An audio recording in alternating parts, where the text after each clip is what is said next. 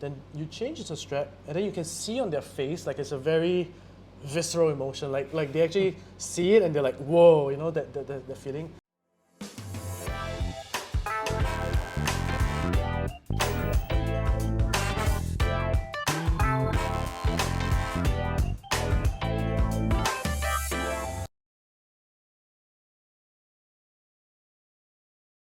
Hey everyone, welcome to another episode of What You Wearing. Today we are joined by Ken, the founder of Delugs, arguably one of the most popular strap makers for watch collectors.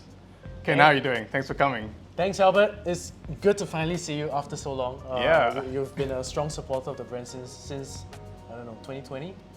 Yeah, probably actually. COVID, yeah. Yeah. Well, I'm very happy to be here in Hong Kong, meet up with you guys, meet up with a few collectors, and thanks for having me.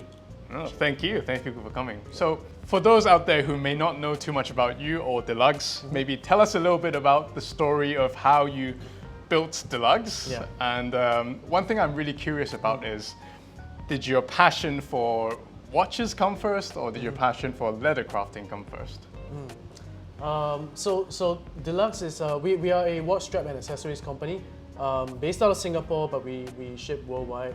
We're mainly direct to consumer, but we do have some retail outlets and distributors.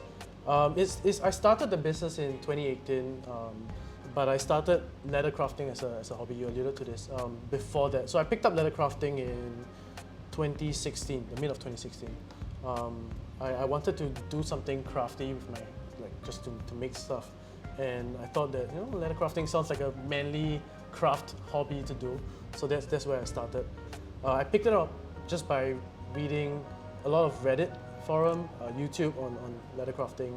And for about 1 year, I spent learning, starting making stuff for myself, and then eventually moving on to taking commission projects. So I really learned about leather crafting and leather material then. I got into watches about the same time actually. So I bought my first mechanical piece in mid of 2017. So then of course I made a strap for myself, started making straps for other people, and that's where like the two worlds kind of collided, the two passions kind of brought together. I saw that many of the collectors that were coming to me for the straps, they had really, really nice watches, but the straps they were putting on it is honestly, some of them were like peeling and cracking, which is, I feel like most people's experience with leather straps is that if you use it for like half a year, then it just disintegrates. So it felt like a bit of a pity, and when I saw the landscape at the time, I think there were not many places you could go to get good quality straps. So what I wanted to do was to really try to bring the expertise I had in leather crafting and find a way to offer straps to more people. So that's where it came together. So if you had to ask me to pick which one came first, I would say leather crafting came first, watches came second, but now obviously the tables have turned. It's very different now. No, I do think what you're saying is quite true. Like, I feel like a lot of people who are into watches also have like a kind of like an obsessive character where Yes. you get into this hobby and it's just like, oh, that's everything you think about. Yeah. So I feel like bracelet watches have been very popular in the past few years, right? Yeah. So as a strap maker, how do you appeal to watch buyers and collectors out there to consider strap watches again, maybe? Yeah, I think sports watches have been a very, you know, it's what most people are getting into. It's tricky, especially when we were just a leather strap brand. I think back, so 1 year ago we only did leather straps. Today we have rubber straps as well. But the trick is really, firstly, I think sometimes you get bored of like your bracelet or you want a different look. You always want to refresh the look that you have. So if you have one watch, you know, you're not just stuck with that one single aesthetic. You can always take out the bracelet and put on the strap. But I think that the trick is really when you give people an idea of how it might look, right? So as much as we like to think we're good at imagining, we're actually not that great. People need to see like a visual, like, hey, this actually looks quite good, or like see an image of it. And I think that's why like Instagram has been quite big for us. Is very photo centric. Right, you go on there, you just see photos, you don't really read the captions much. So you just scroll and like, hey, the watch looks good.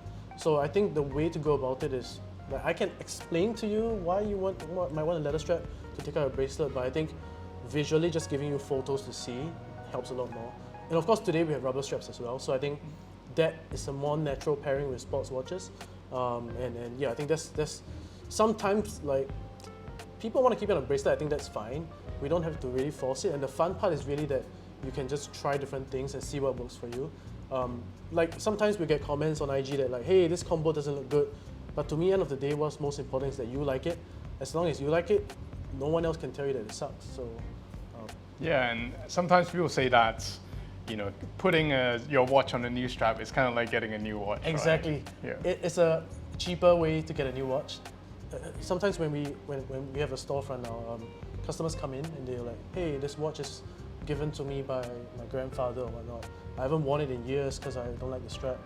Then you change it to strap, and then you can see on their face like it's a very visceral emotion. Like they actually see it and they're like, whoa, you know, that feeling. And I think that's really the joy that we try to bring. And if I could put that in a bottle, you know, that feeling, that emotion, I think that's something very special. Yeah.